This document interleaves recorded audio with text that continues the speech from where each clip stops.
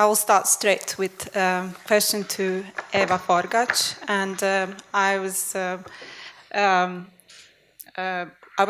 you mentioned New Beginnings as one of the geographies of Eastern Europe, and you said that Malta and Cyprus joined these new geographies. New Europe, I think you're referring to the catalogue and the projects of the Modern Art Oxford, curated by Susan Cotter and Andrew Nern, who has a long collaboration with countries from Eastern Europe, especially Polish art scene. And their project from 2005 was on the occasion of new countries joining European Union, when Eastern European countries and Cyprus and Malta joined at the same time. So that's the geography of that. I'm more interested into the fact that you mentioned Off Biennale as an example of transnational collaboration and transnational aspects. And it's very interesting, the way you interpreted it as in relation to some global art centers, when in fact it was only, to my best knowledge, oriented towards one center, and that's a very local center of power that was happening in the Hungarian art scene and in the Hungarian politics. And the only transnational aspect that I was aware of, especially in the first Off Biennale, was the collaboration they wanted to establish with the neighboring countries of Eastern Europe and forge alliances and solidarities with similar art scenes going through similar changes that are happening in Hungary now. So if you want to take out the political of Biennale, I was wondering if you could expand on what could possibly be advantages of such an approach. Can you use the microphone, Eva, please?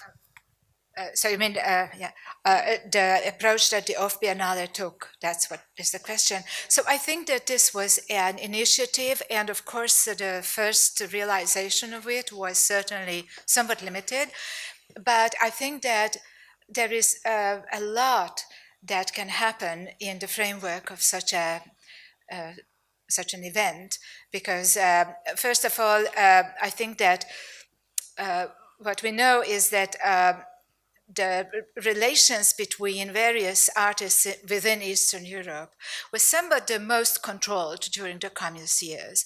And it sometimes was easier to get in touch with somebody in Paris or London than in Slovakia or wherever in Eastern Europe. And I think that that is something that in the Balaton-Boglár project was already addressed. And also some Hungarian textile artists were also cooperating with Polish and Romanian textile artists. So there were these scattered experiments to somehow overcome this isolation or this kind of control of contacts with other East European countries. And I think the Off Biennale has a great potential. And so I'm not talking about what exactly can be realized within any, within the space of one such event, but I think the potential is fantastic. So I think that this is really a very good initiative. I have a question for Amy, and then maybe also for Christian, if there is time. As I already told you, really enjoyed your paper for its precision and clearness. And I recently had the chance to spend some time in Albania. And I remember thinking exactly as you did, why is it that in all of the years that I've studied art in Eastern Europe, I have never once encountered a single text talking about Albanian contemporary art, except in reference to two, maybe three artists. So I thought that was a very valid point that you were making. I was wondering, however, that from the point of view of the art historian who writes the history of the region and maybe rewrites the history of the region, about the category of the interesting, which I think you dismissed, but of the category of what is compelling. In other words, you were saying, why don't we talk about performance artists from Moldovan, because they're also compelling. And it just seems to me that this category or this term of what is compelling appears such an inane and rather unspecific term that I was wondering if you could elaborate on that. And I wonder if reference to such a term can really dispense us from a more, how shall I say, a more complicated study of the processes of canonization at work in Eastern Europe, but also in the respective countries, of course. And you have certainly partially done that, and I think in some ways you're ahead of your own terminology in your paper. I was just wondering, in whose name do we say that something is compelling or interesting and for that reason worthwhile including in such a history of performance art that we're rewriting? Of course, in some ways, the answer lies in writing those revisionist national art histories that are indeed being written in the region pretty much everywhere. But I was curious if you might comment on that. And then Christian, I wanted to just say equally a totally fascinating paper. Of course, you paint a very ideal picture of mail art, and indeed, in many ways, it's the most provincial of contemporary art regions, in the sense that it's habitually ignored by almost everybody in this room, including myself.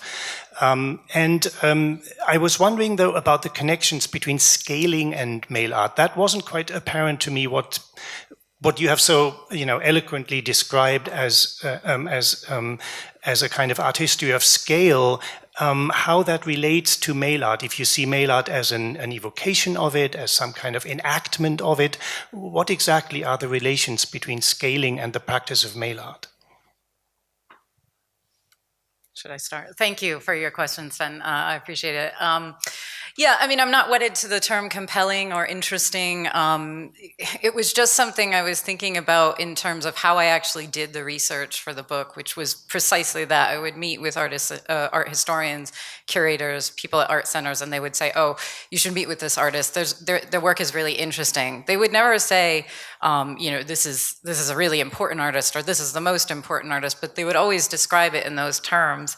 And what I think I mean by that term is probably something more complex.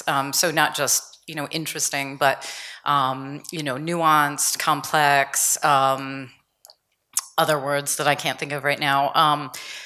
I think it's. We all have biases as researchers, so we're always going to be drawn to the things that we find personally compelling, if that's the word we're going to use. But I think that once we get beyond that initial interest, we find those deeper complexities. It's kind of a vague and fuzzy answer for you right now, but yeah, maybe the term I meant was complex, and maybe that also doesn't answer your question. And it's also not really a, it's really not a fully fleshed out, approach or anything or method, but it's just an idea that I had that, maybe this is a different approach that we could take to compensate for some of these exclusions that we've made. So. Okay, in the case of mail art, the answer is quite simple. The scale I was referring to from the very first time was the global scale. So my question was, how do we compound the global as either being composed of sub-regions that go towards the very local would be the body or the artist as the elementary unit, right? Who actually acts in a certain locality, creates a micro-community that can be at the local scale, like let's say in between the Orada-based artists, or which can start to communicate nationally in between them, and then or then transnationally, and in starting from a bottom to top, so not from the top to bottom, description of the global. I think that what mail art actually achieved was to connect marginalities through a marginal or even more marginal art form, which was mail art, indeed. Because these did not connect to the usual art centers. The biggest exhibitions were not actually in the biggest cities, so it was decentering in this way. Secondly, if we talk about networks are not covering, they are irregular as patterns, they do not cover the whole globe, they appear and pop up by connecting a singular space with another singular space and ending up another singular space. And I think that if we go from the micro towards the microscopic, if I may use this metaphor, visual metaphor, then we find out that those myriad connections were perhaps, of course, a romanticized example, but I don't think it's a romanticized of connecting artists outside or around the established positions of the existing art world, so the canons. Because the second question would be, these are not canonical artists yet in the museums, in the art spaces, in what Albero described as being contemporary artwork, or its canon, and its Western or non-Western institution that includes artists from the region. It rarely includes male artists.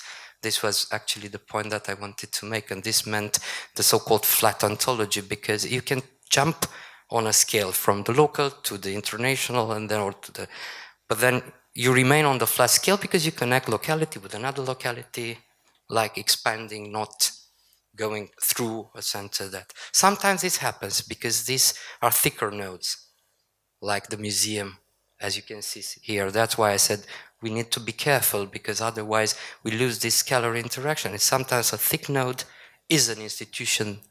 It may act internationally or not. Thank you, Christian. Carmen wanted to make a quick comment, and I have 5 hands, 6, 7,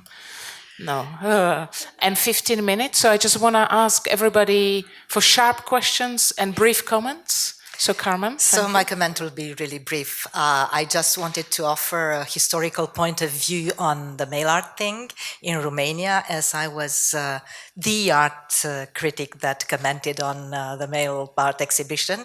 And I can tell you, so this is an answer to Sven, that was totally ambiguous. And now listening to Christian and thinking at what happened 3 years ago or whatever, I realized that there is a strong connection, and also thinking about your question about what is compellant or not, strong connection between mail art and thinking about Alois Riegel cult of modern monuments, in the sense of mail art is sort of the value of time, what Alois Riegel commented on the value of time, didn't he? So it's this uncompellant category, anticipating Instagram or whatever. And we felt at that time, in a very illusory manner, of course, that we were part of something.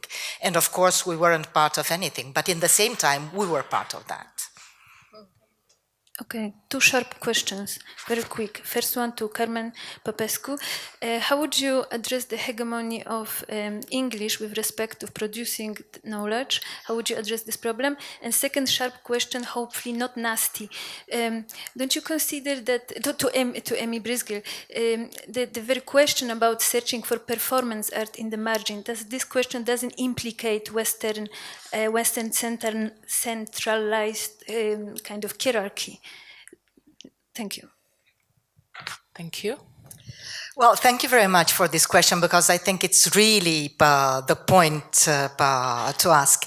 At a certain point, I don't know if you realized when I included those moving images on covers, I was wondering, shall I include the Ligea à l'autre Europe or not? Because there is only little architectural history within it, but being a cover of a French publication, I thought at least it would bring something else but the English point of view.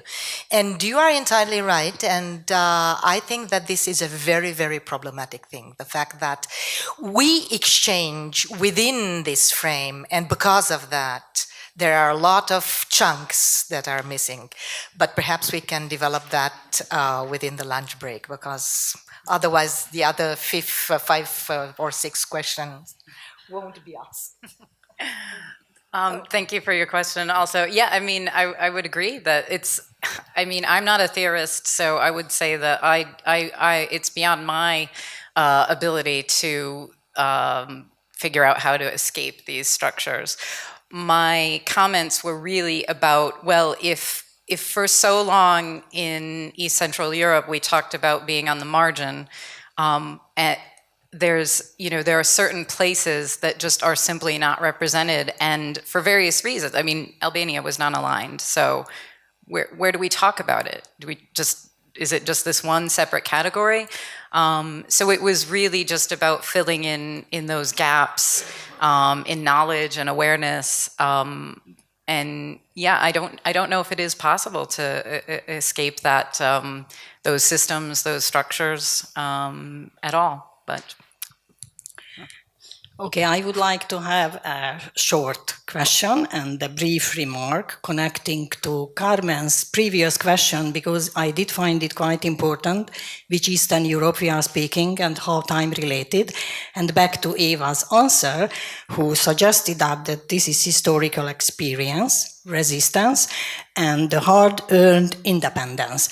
So I would like, I totally agree with the first two. I'm not really sure what do you mean about hard-earned independence. Independence from what? From the main discourse or from the official discourse? And I would like to add to this list another one, which I do find very, very important. And this is because of the instability of the region in terms of naming, geography, topography, all the elements, this instability results in a constant need or a constant urge to readjust ourselves. What do I mean? That I just would like to give one example. It is even relevant in theory, we can track the trajectory in Piotrowski's theoretical oeuvre. So he starts with the region and then horizontality, which is later challenged by nationalism, because it could be connected, at least on the surface. So he moves further to define it from the global perspective. And at the very end of his life, he even gets rid of the exclusive Eastern European focus and proposes a solidarity with peripheries. So for me, it is truly fascinating that this constant urge and alertness, for me, is one of the most important features of the region. Yes, sure. So what I mean by hard-earned independence, yes, I have very concrete ideas in mind that in this region, in every country throughout the communist years, there were free thinkers. There were artists who were thinking and creating independently, as you know. And I call it hard-earned because it was not easy. And they paid with a lot of existential difficulty, financial difficulty, and other things. And this, I find, is the very same thing presently, where there are free thinkers, there are independent thinking and independent-minded artists and writers in the region. Especially, I can now think of Hungary, of course, and it is very difficult for them. So if they upkeep that independence, which for the time being, of course, we could all cite names, that they do, it is hard-earned. They have to pay a price for that. And this has always been the case, I mean, in my lifetime at least. So that's what I meant. Very briefly, I'm not sure if you addressed me the question or it was just that included my name because I spoke about time. I think that this global perspective, which is more and more present, if not overwhelming, it's not a criticism. It's also a matter of scholarship, of the fact that we address it because we have a different scholarship right now. And when we start with a certain basis, we need a certain point of view that takes out the white spots on the map, isn't it? And then you can put them and whatever. But I strongly believe that whatever flattened map, and this is to continue the discussion afterwards, needs a temporality point of view.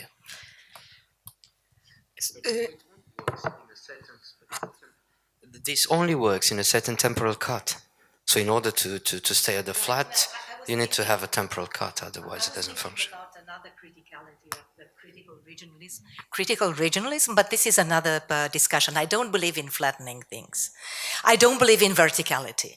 I believe in very complex things. I believe in Michel Foucault's multiple voices, Karl Popper's bits of things and stuff like that. Well, I suppose that we are all here and we believe actually in horizontality rather than verticality. And what actually prompted me to ask this question was the question by Sven, I think. I mean, calling you to answer the adjective compelling, and then actually the question of scale is because I thought that we are going to do critical art history and not positivist art history. And this is coming back in a way, this is the juxtaposition which was introduced by Linda Nochlin, again, the same person, in her article on Orientalism. And she said that art history has been for a long time, it's always a selection. Art history is the history of masterpieces. What we are doing actually is this not positivist art history, but critical art history, looking at those works of art which have escaped the canon. And we do not want to create the canon, we want to rethink the canon. The canon is not an important thing for us. Hence, should we actually have to justify ourselves why we include certain work of art and to kind of question the term whether it is compelling or interesting? I mean, compelling is in a way saying that it is interesting, that it merits our attention to it. So I know that this is much more easier to ask such a question than to answer it, because then eventually we are arriving at this map mile to mile. So art history must be a selection, but we are selecting things not because they are canonical, but because they are important from the perspective from which we are writing our art histories. This is, I think, perhaps that is why they are compelling. So I'm actually defending, trying to defend your adjective compelling. And just because I mentioned Linda Nochlin, and I have to return to Linda Nochlin's text, and to say that in her wonderful feminist text, 1972, isn't it? She actually was very politically incorrect and trying to justify the fact that the artist is produced and not born. She said, because, for instance, you wouldn't expect from Eskimos, do you say Eskimos? No. Being tennis players, and from Lithuanian being jazz players. So, there is inclusion is inevitably exclusion.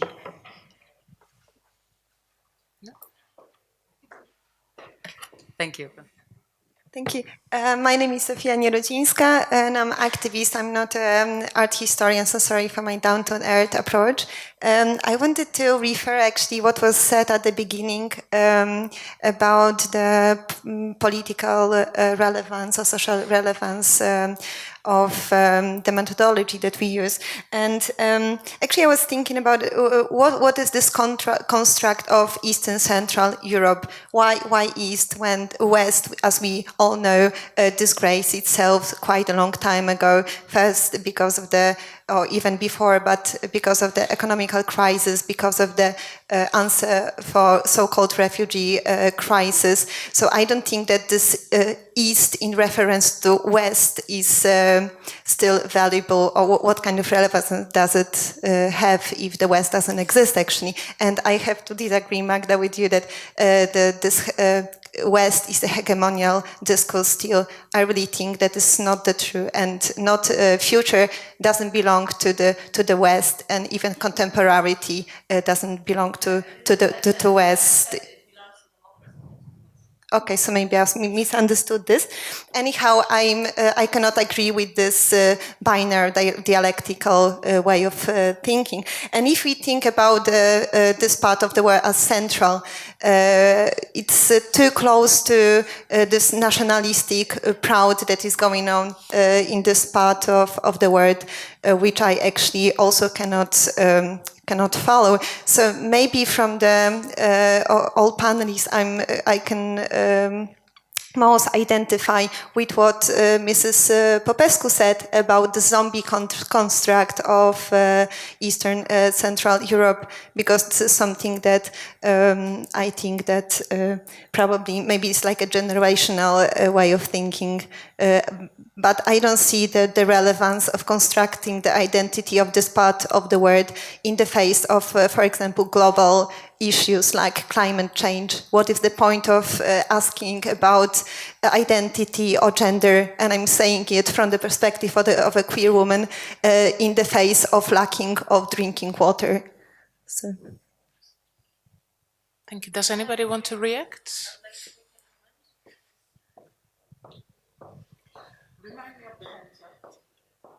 Sorry, I think that I've been misunderstood, because I didn't say that even the future belongs to democracy. I just told that it is how the discourse is constructed. Yeah, that for instance we are talking here in this panel, we are using the distinction between official and unofficial art, and I think independence from what I would agree with Edith to address the question, because I think that in a way, to be dependent, it was to be independent. So, because for instance, in Poland, those artists who are considered to be independent during communism, they were actually producing very oppressive universal discourse. So, those artists who were dependent in a way, like Kulik, like Zofia Kulik, were independent because they understood the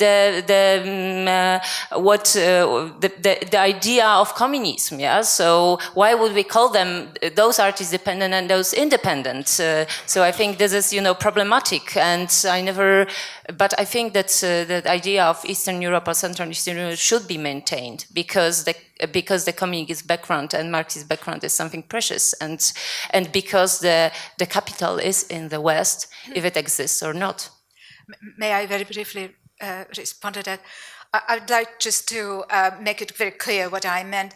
Independence means a certain independence from the mainstream expectations and forces of the society. If there is a certain official political regime and official trend in art, and then all those who don't comply with it are independent. So very simply, that's what I meant. Okay. We have two very brief questions, last ones. Okay, very briefly, I just want to thank you for all the conversation, and also for introducing the idea of compelling, because I think what we are battling right now is a battle of methodologies, and many of the very erudite talks are still taking as their basis the Western European and North American construction, not only of modernism, but of history, of map making, and all of the ideologies that we are contending with. And I am myself engaged with this idea of trying to find what is compelling. And I think my understanding of it is that what is important locally. So therefore, listening to artists and populations in a particular locality is probably the new basis that we should be considering for constructing this contrary canon. So I would like you to comment on it very briefly, and thank you for introducing these ideas. Thank you. I appreciate your comments. One of the things that I thought of when the discussion came up around that was just the way that the research is done. Primarily, a lot of the speakers touched on this. A lot of it is done through personal connections and contacts and work with the artist, as opposed to, say, more traditional art history that was archival and didn't involve speaking to any individual. So the research automatically becomes highly personal, and to pretend that it isn't is, I think it's naive. So I think that's another reason that I, gravitated toward this idea of interesting or compelling, because it's really a relationship that you develop with an artist when you're researching them when they're still alive, and even if they're not alive, you're working probably with their families who are maintaining the archives. So.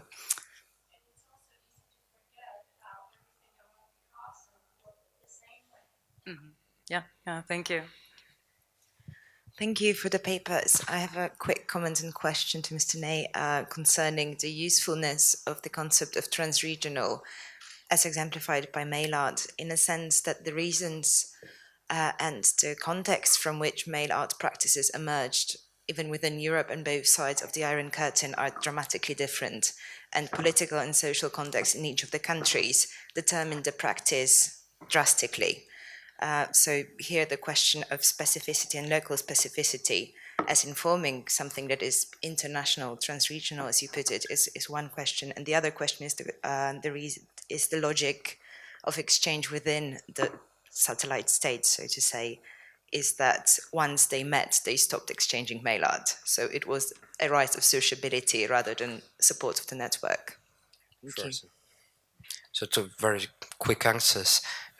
Starting from the last comment, it's a very good one because I describe this as a virtual space of encounters or as a dialogical practice. I think another important concept that could be used here is that of a secondary orality. The point was that those connections were replacing actual conversations, and they were enabling this type of conversations despite geographical remoteness. So it's very logical what you said. It's actually how this could be described.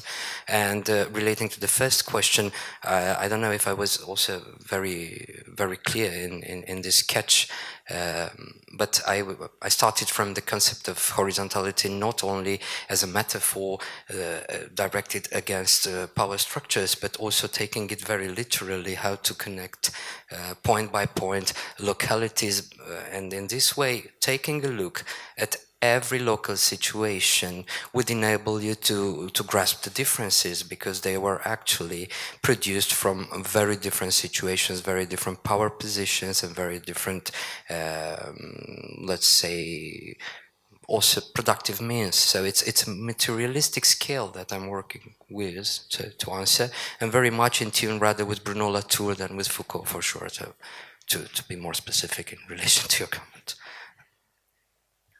I would like to ask a question, Amy, because I find it extremely interesting to bring up this concept that there are peripheries of the peripheries.